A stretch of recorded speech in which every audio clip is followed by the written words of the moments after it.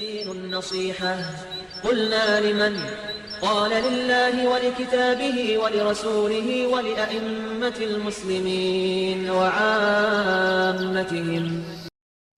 Bismillah, walhamdulillah, wassalatu wassalam ala nabiyyina Muhammad, amma ba'd.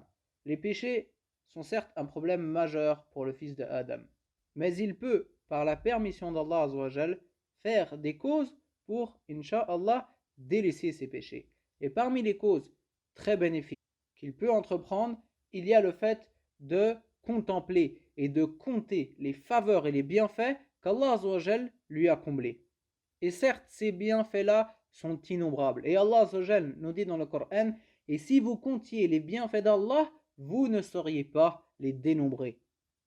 Donc si, certes, le serviteur prend un temps et se met à compter et à dénombrer tous ses bienfaits, toutes les faveurs qu'Allah lui a données, eh bien ceci le poussera à délaisser les péchés. Pourquoi? Car comment est-ce qu'il pourrait rendre en mal ce qu'on lui octroie en bien? C'est-à-dire qu'Allah Azza wa Jal lui fournit constamment des bienfaits, puis lui œuvre en mal en retour. Et si le croyant établit cette balance, ceci l'aidera à délaisser les péchés et à rentrer dans l'obéissance à Allah Azza wa Jal. À ce sujet, l'imam Abdel Ghani al-Maqdisi rahimahullah nous cite une histoire emblématique. C'est un récit donc entre deux hommes. Le premier s'appelle Ibrahim ibn Adham et le deuxième, nous ne connaissons pas son nom. L'homme dont nous ne connaissons pas son nom est venu donc demander à Ibrahim ibn Adham un moyen de délaisser les péchés. Et donc, il se rend chez lui et s'adresse à lui de cette manière. Il lui dit: Oh Abba Ishaq, je fais énormément de péchés. Exhorte-moi donc et dis-moi quelque chose qui va blâmer ma mauvaise attitude et qui va sauver mon cœur. Ibrahim lui répondit alors: Si tu acceptes ces 5 choses et si tu es capable de les assumer, alors tu ne feras plus aucun péché, incha'Allah, et aucun plaisir ne va te faire tomber dans le malheur.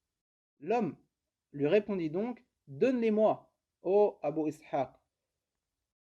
Ibrahim lui dit alors: Quant à la première des choses, si tu veux désobéir à Allah, alors ne consème pas ce qu'Allah t'octroie comme subsistance. Et l'homme lui répondit: Comment pourrais-je manger alors que tout ce qui se trouve sur terre provient de ce qu'Allah octroie comme subsistance?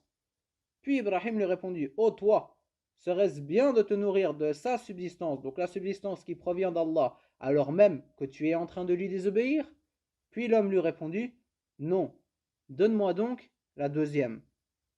Ibrahim lui dit: La deuxième, si tu veux lui désobéir, n'habite dans aucune de ces contrées. L'homme lui répondit: Celle-ci est encore pire que la première. Si l'Orient et l'Occident et tout ce qui se trouve entre les deux appartient à Allah Azza wa Jal, où habiterai-je alors? Puis Ibrahim lui répondit: Ô toi, serait-ce donc bien de manger ce qu'Allah te pourvoit comme subsistance et d'habiter dans sa contrée alors que tu es en train de lui désobéir? Et l'homme lui dit: Non, donne-moi donc la troisième. Puis Ibrahim lui dit troisièmement: Si tu veux lui désobéir alors que tu dépends de sa subsistance et que tu résides dans sa contrée, trouve donc un endroit isolé où personne ne pourrait te voir et fais-y tes désobéissants. Puis l'homme lui répondit: Comment est-ce que cela est possible alors qu'il sait tout ce qui se cache dans les poitrines? Ibrahim de lui répondre: Ô toi, serait-ce donc bien de te nourrir de ce qu'il t'attribue comme subsistance, d'habiter sa contrée et de lui désobéir alors qu'il t'observe et voit ce que tu fais? L'homme lui répondit: Non, donne-moi donc la quatrième.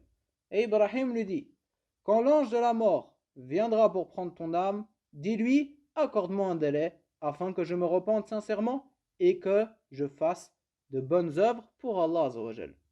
Et l'homme lui répondit stupéfait: Mais jamais il n'acceptera cela de moi. Puis Ibrahim lui dit donc: Ô toi, si tu es incapable de repousser de toi la mort afin de te repentir, tout en sachant que lorsque la mort vient, aucun ajournement n'est possible, comment espères-tu donc t'en sortir? Et l'homme lui répondit: Donne-moi la cinquième.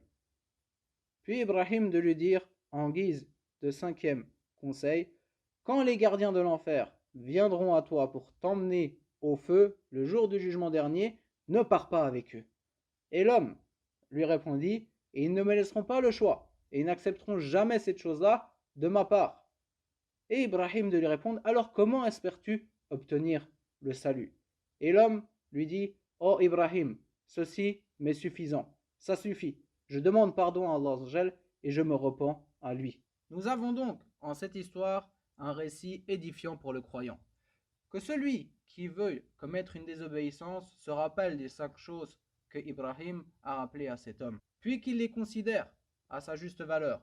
Et sans aucun doute, cela l'amènera à se rappeler le bienfait d'Allah sur lui et à délaisser les désobéissances. Wallahu a'lam wa sallallahu ala nabiyyina Muhammad.